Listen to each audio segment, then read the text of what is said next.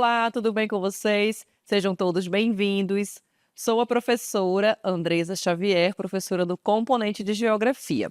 Vamos verificar o número da nossa aula? Então, temos aí a nossa aula de número 9, com o objeto de conhecimento, produção, circulação e consumo de mercadorias, o detalhamento, exploração das primeiras riquezas da colônia, pau-brasil, ouro e café. Então, esse é o detalhamento da nossa aula de número 9 e vamos aí a mais uma aula de geografia.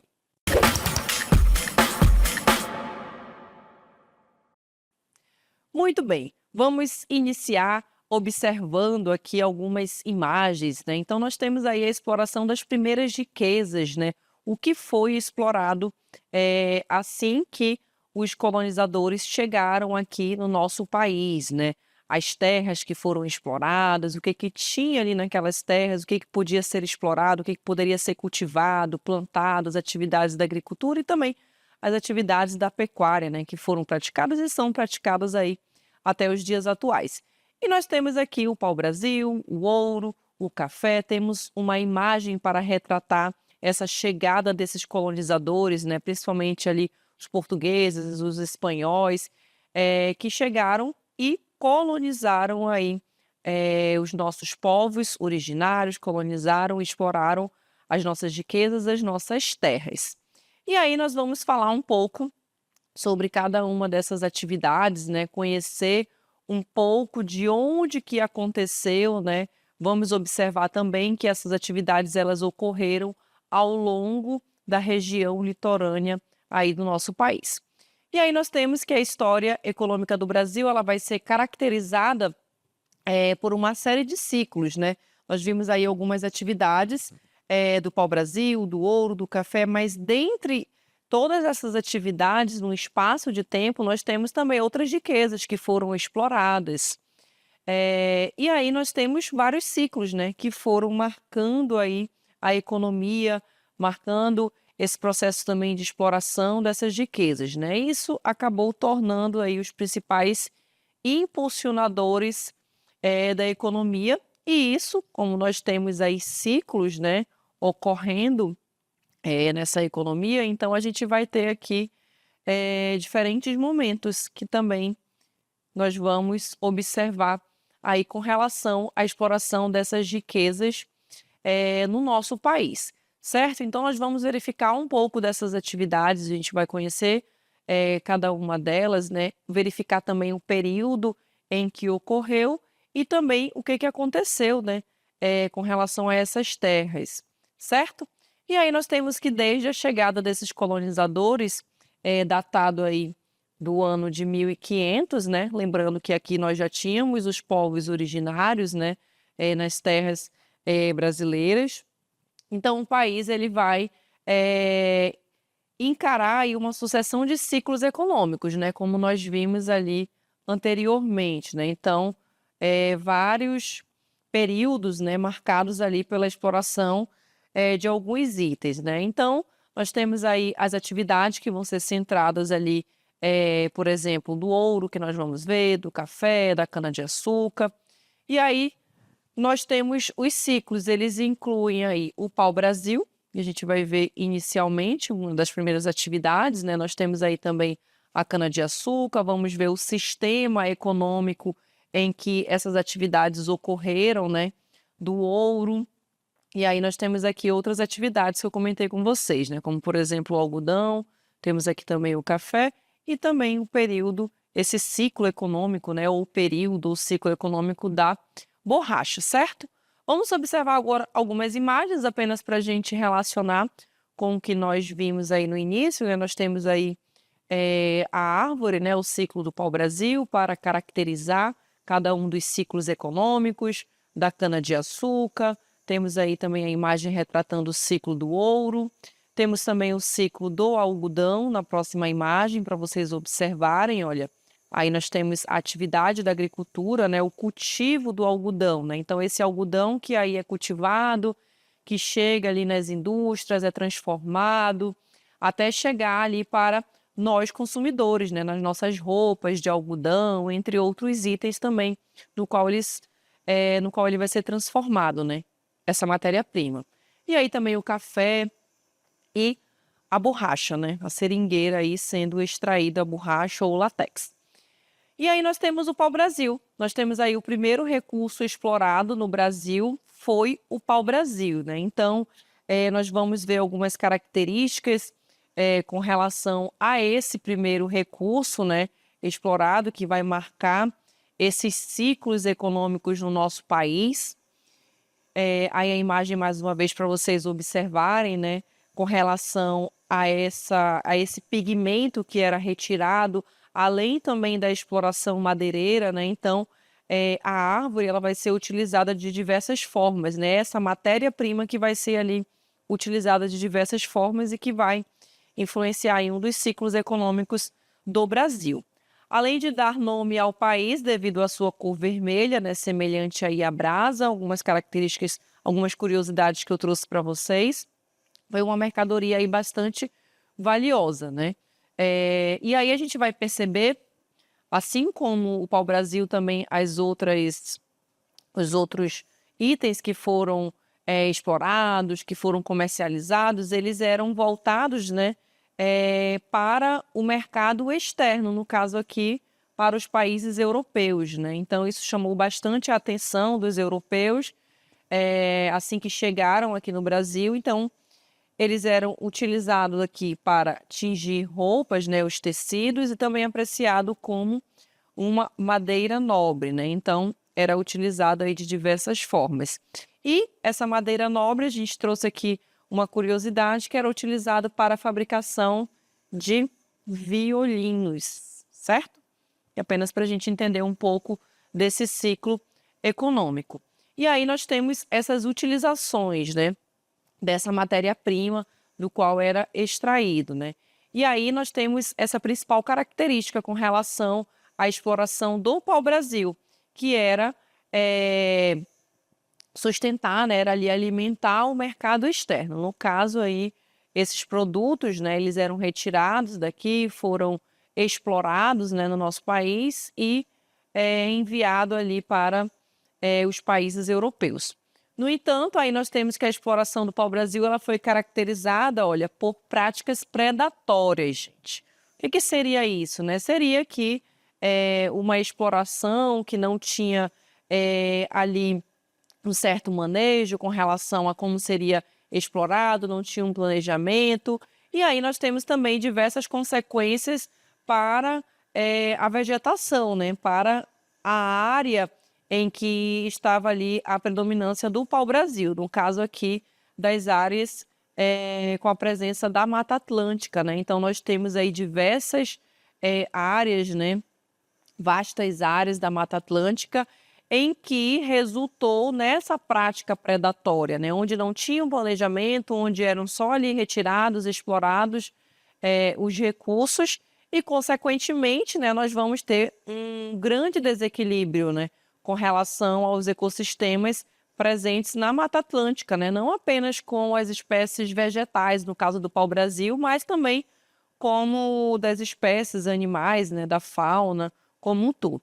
E aí a mão de obra utilizada, né, porque os europeus eles chegaram aqui e aí precisava ser retirada essa matéria-prima, né, no caso aí o pau-brasil, para ser exportado, ali utilizado na indústria madeireira, também na indústria têxtil, né, que era utilizado como o pigmento, né, vermelho para atingir os tecidos na indústria têxtil.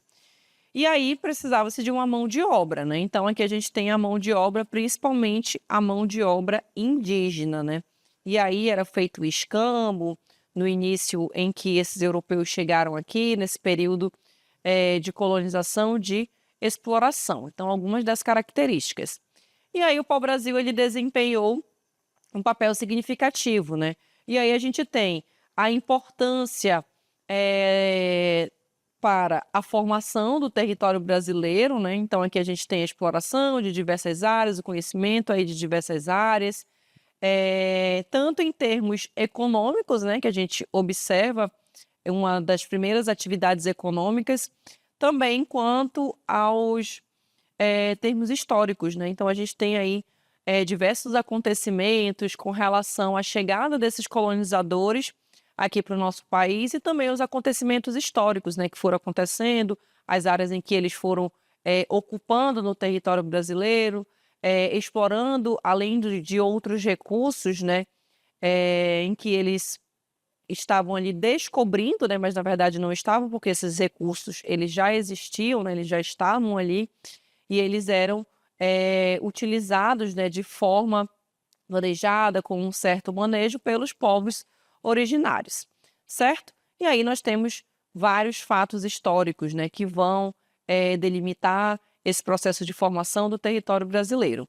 E aí nós temos a exploração dessas primeiras riquezas, a gente vai observar um mapa, né, nós temos aí um mapinha para a gente observar com a exploração dessas primeiras riquezas, e aí a gente vai perceber o que foi explorado, onde foi explorado, as principais atividades que a gente vai observar mais à frente, né? E aí nós vimos o pau-brasil, né? E aí nós temos a exploração comercial do pau-brasil em terras brasileiras, ele deu início também a conflitos, né? Aí nós vimos em que a mão de obra, qual era a mão de obra que a gente viu que era utilizada? A mão de obra indígena, né?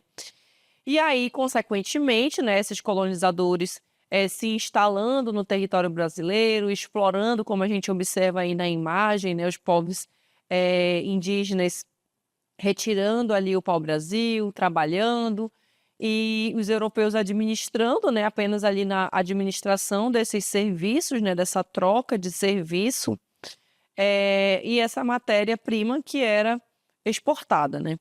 E isso gerou aí diversos conflitos, né, com relação aqui aos que estavam sendo escravizados, né, no caso os povos indígenas, que era ali a mão de obra, e também aqui com os principais colonizadores, né, no caso com os portugueses. E aí os indígenas que dependiam, né, da natureza, a gente tinha ali todo o manejo, um trato com a natureza, não era explorado nessa escala predatória, né, em que ocorreu assim que os colonizadores chegaram. Por isso que a gente fala de colonização, a gente também fala de exploração, né, por conta desse manejo, né, que era feito. Na verdade, nem era feito um manejo, né, o manejo era feito ali, se a gente for falar sobre isso, pelos povos originários, né. E aí os indígenas que dependiam da natureza para sobreviver, né, porque eles retiram ali os seus alimentos da natureza, obtinham os recursos como arcos, como flechas, e aqui eles entraram em confronto com os portugueses, né? Porque a atividade em que foi inserida eram atividades que exploravam, né, essa matéria-prima. No caso aqui, a madeira em grande escala, né, que estava sendo utilizado ali por outros países, por essa matéria-prima ela era exportada, né? A gente viu ali um violino, como madeira nobre e também como pigmento vermelho, né, para atingir tecidos. Inicialmente, aí nós temos a negociação para o corte, o transporte da madeira, como é que ele era feito, né? A gente tem a mão de obra indígena, mas a gente tem aí também a característica do escambo, né? Então essa troca de serviços comerciais, né, essa mão de obra em que ela era utilizada, eles trocavam ali por diversos itens, né? Não, você vai trabalhar aqui por um determinado período, né, retirando a matéria-prima, no caso aí o pau-brasil, retirando a madeira para ser exportada, e aí eles faziam com a ausência, né, nesse período ali de uma moeda, com troca de itens, de objetos. No entanto, com o passar do tempo, né, os europeus eles começaram a utilizar essa mão de obra, né, eles passaram a escravizar aqui os povos originários, né, os indígenas, para aumentar aqui os seus lucros, pois eles estavam cada vez mais produzindo e tendo um aumento desse consumo dessa matéria-prima ali pelos países que estavam procurando, né? No caso, os países europeus, entre outros países. Então, aí nós temos uma exploração desenfreada, né? E isso vai resultar aí, basicamente, na quase extinção, gente, dessa matéria-prima, né? Desse item aqui, que é o pau-brasil. E, consequentemente, nós temos a devastação aí da Mata Atlântica, né? Então, a gente vai ter a devastação dos ecossistemas, da fauna, da flora, onde nós encontrávamos aí o predomínio do pau-brasil, certo? Então, apenas para a gente entender um pouco de como que aconteceu dentro dessa escala predatória, né, do que era retirado da Mata Atlântica, para a gente compreender um pouco também da formação do território brasileiro. E aí nós temos também que até o início do século XVI, o pau-brasil ele era abundante, né, mas só que essa com essa escala predatória, né, com essa retirada dessa matéria-prima, aí a gente vai observar a quase extinção, né. Aí nós temos a localização que eu coloquei para vocês ao longo do litoral, que é onde nós vamos encontrar a presença aí da Mata Atlântica, tá bom? Essa faixa litorânea, que vai desde o estado do Rio Grande do Norte, né, até o Rio Grande do Sul, certo? E aí eu vou mostrar um mapinha para vocês, para a gente compreender um pouco dessa localização, né? Aí eu trouxe para vocês, olha, um mapa da economia do século XVI, né? E aí nós temos, olha, um mapa com a economia, e aí vocês observem, olha, ali algumas principais cidades, né? Natal, Olinda, Salvador, Porto Seguro, entre outras, né? E aí nós temos as atividades em que eram exploradas, né, ao longo da região litorânea, né, da faixa litorânea ou do litoral do Brasil, né. A primeira atividade que apareceu aí para vocês, quais foram? Aí nós temos cana-de-açúcar, né. Observem que ficou amarelo ali várias cidades, né, estendendo-se por essa faixa litorânea, certo? A próxima atividade, olha, atividade da pecuária, né? A gente tem ali perto de Salvador, onde era praticada, e aí nós temos um pouco também dessa atividade econômica, né? Agora, olha, a ocorrência do pau-brasil ao longo dessa faixa litorânea. Então, nós temos aí 3 principais atividades que fizeram parte dessa economia no século XVI, apenas para a gente localizar e compreender um pouco de como é que se deu essa formação, por exemplo, do território brasileiro. Mas, professora, como a gente está falando sobre essa formação do território brasileiro?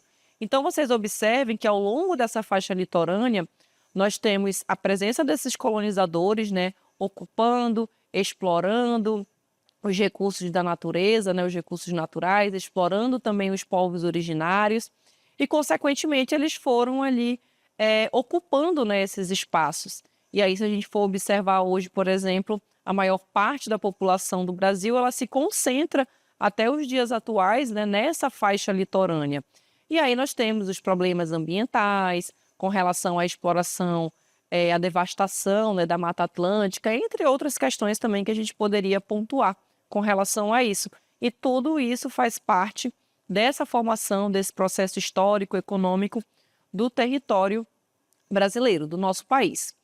E aí nós temos a Revolução Industrial e o algodão colonial, né? Vamos sair um pouco do pau-brasil e entrar para a próxima atividade econômica.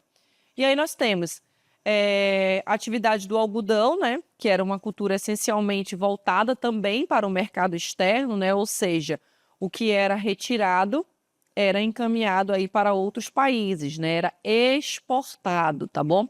E aí nós temos as grandes plantações, né, que eram controladas aqui pelos latifundiários, né, que são aí os proprietários de enormes pedaços de terras, né, no qual era praticada essa atividade. E se eu pratico aí o cultivo de apenas um único item, que é o algodão, então aqui eu tenho outra característica, né, dessa atividade, que é a monocultura, tá bom? Que a gente vai ver mais à frente. E aí produziu uma matéria-prima que abastecia quais indústrias, né? A gente tem ali século XVIII, o que está acontecendo no continente europeu? Lembrem aí, continente europeu, Inglaterra, século XVIII, nós temos a Revolução Industrial, gente. E aí, a indústria têxtil, né, a indústria de tecidos, ela vai precisar aí de algodão. E esse algodão vai sair de onde, né? No caso, o algodão é a matéria-prima, né? Eu tenho uma matéria-prima vai ser retirado da natureza, que é o algodão. Essa matéria-prima ela vai ser transformada onde? Ali da indústria, né? No caso, ali nos países europeus, na Inglaterra, entre outros países que estão passando por esse processo de industrialização, certo?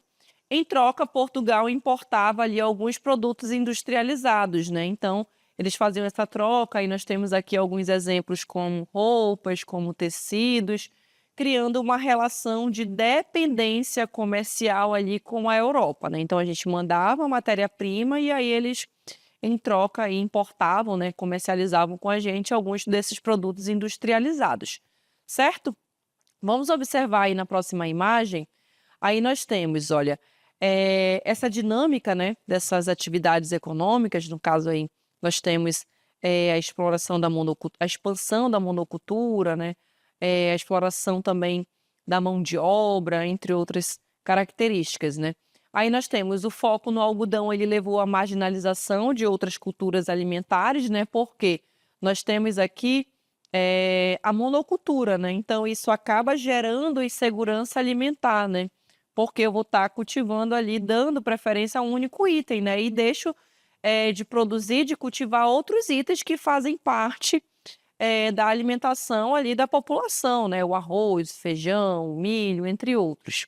Utilizando, latifúndios, né, terras, áreas extensas para a prática, da monocultura de um único item, no caso do algodão. E isso acaba causando aqui, olha, uma dependência da importação de alimentos. Se eu não estou produzindo esse alimento, o que que eu vou fazer? Eu vou ter que comprar de outro país, porque eu estou dando preferência ali para o cultivo de um único item, enquanto que eu poderia estar cultivando o algodão e também cultivando outros itens e não me tornar dependente, né, de outros países para comprar esses alimentos. Aí nós temos a concentração de terras, né, a posse de terras se concentrou nas mãos aqui de latifundiários, né, então esse é um problema que gerou desigualdade social, entre outros problemas que persistem até hoje no nosso país. Aí temos também aqui o trabalho precário, né, a população, esses trabalhadores estavam ali sendo escravizados, não tinham condições mínimas, básicas ali de trabalho, né, com baixos salários, longas jornadas de trabalho, entre outros.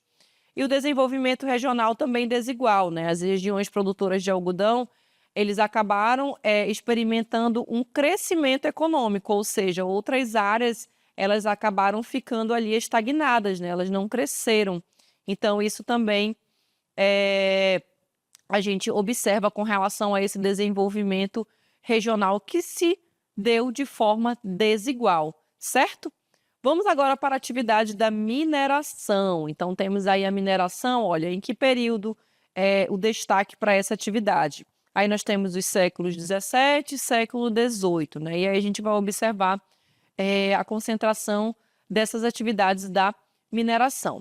E aí nós temos que a atividade mineradora, assim como as outras atividades, né, ela vai favorecer também a ocupação, né, de algumas áreas do nosso país. Aí a gente tem a ocupação principalmente da parte do interior do Brasil. Onde é que estava a concentração da população antes? No pau-brasil, ali no algodão, a gente encontra ao longo da faixa litorânea do Brasil, né? E aí nós temos outras atividades surgindo, no caso aí a mineração, né? Aqui especialmente para outras regiões, né? Como o Sudeste e também aqui para a região Centro-Oeste, como a gente pode observar aqui no mapa. Olha, aqui a gente tem as drogas do sertão, a atividade do algodão, da cana-de-açúcar, da pecuária e aqui a atividade da mineração em verde, né? E aí nós temos essa região aqui mais na parte interior do Brasil, né? Como a gente pode pontuar. Aqui eu vou circular de vermelho apenas para vocês observarem algumas dessas áreas. A gente tinha ali a ocupação da população onde? Ao longo da faixa litorânea, né? Aí nós temos a mão de obra também, uma mão de obra escrava, né, que era utilizada com condições precárias ali de trabalho na população. Nós temos aí também uma característica com relação às altas cobranças de impostos, né, que é uma característica da atividade da mineração, e isso vai gerar aqui um descontentamento com relação a essa atividade econômica. E, consequentemente, a gente também vai observar ali algumas características, né, negativas com relação à atividade da mineração.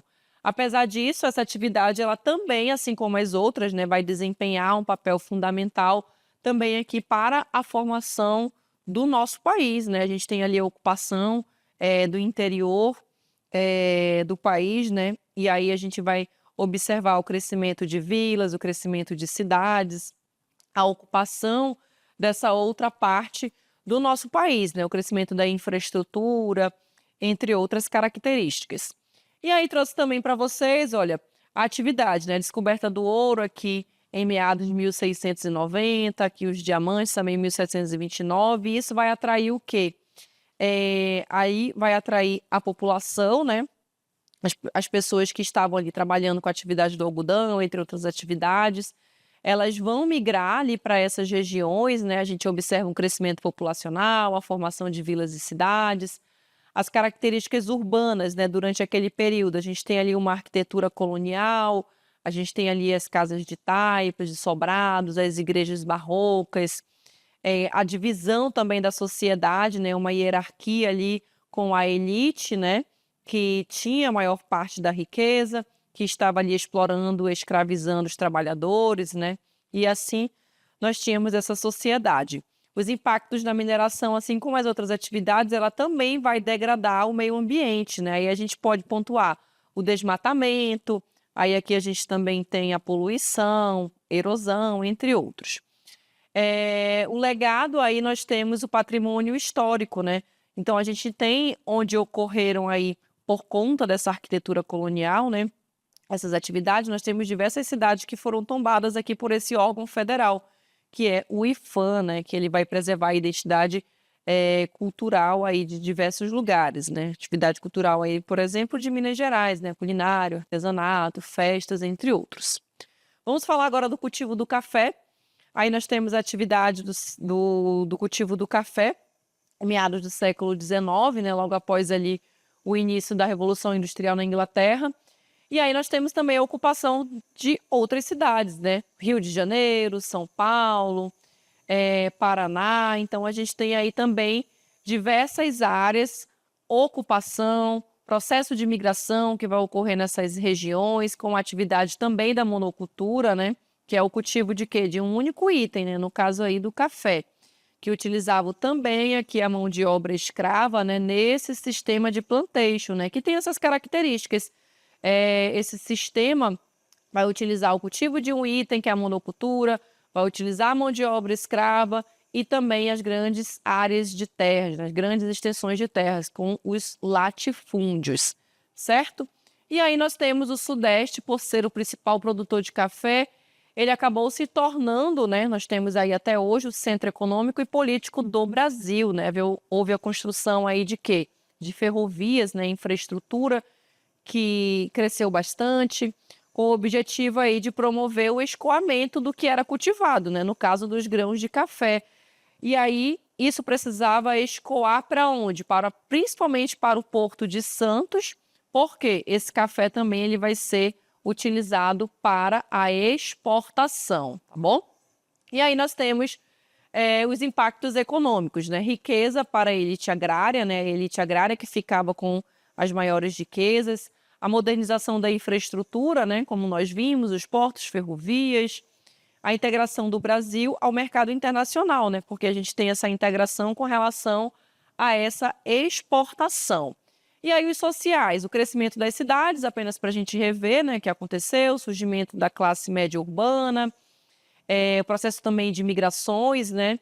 E aí os ambientais, como nos outros, o desmatamento e também a degradação do solo são algumas dessas principais consequências que a gente observa, parte econômica, social e também ambiental, certo? Agora, nós temos aí um vídeo para a gente observar um pouco de cada uma dessas atividades econômicas, como elas aconteceram. Aí a gente vai observar no mapinha. Vamos assistir. O mapa mostra as áreas produtoras dos nossos principais produtos de exportação no início do século XIX. Nossas exportações eram basicamente de produtos primários: mineração, agricultura, coleta, pecuária. Essa era uma característica das economias coloniais. Nessa época, a economia brasileira estava em crise. A produção de ouro era pequena. O pau-brasil era substituído por outros corantes e o açúcar sofria concorrência antiliana e do açúcar de beterraba europeu. Apenas as drogas do sertão e o algodão apareciam bem nas exportações. Durante todo o período colonial, a burguesia comercial portuguesa lucrava revendendo produtos brasileiros na Europa e produtos europeus no Brasil. A coroa portuguesa, por sua vez, cobrava impostos e taxas sobre o comércio e a produção colonial. Isso era possível devido ao Pacto Colonial. A colônia só podia fazer comércio com a sua metrópole. As setas vermelhas no mapa indicam como funcionava esse comércio. As setas azuis indicam como ficou o comércio brasileiro depois da abertura dos portos e dos tratados de 1810. A Inglaterra e o Brasil passaram a comerciar diretamente, sem a intermediação portuguesa.